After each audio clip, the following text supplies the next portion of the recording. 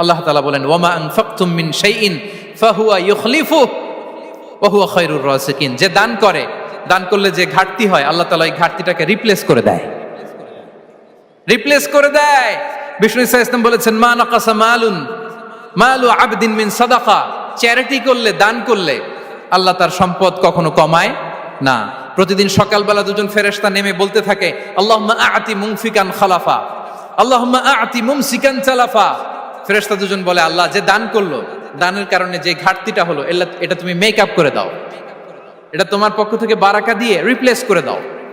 আর যে ধরে রাখলো, কৃপণতা করলো, ওর সম্পদকে আল্লাহ তুমি ধ্বংস করে দাও। ওয়াল ইয়াদু বিল্লাহ। আমরা যেন দান করি। এরপরে বিষ্ণু ইসা ইসলাম বলেছেন বেশি বেশি হজ উমরা করলে, বেশি বেশি যদি কারো সাধ্য থাকে, ফিনান্সিয়াল ক্যাপাসিটি থাকে, বেশি বেশি হজ উমরা করলে তার রিজিকে বারাকা নেমে আসে। সব শেষে হচ্ছে দোয়া করা।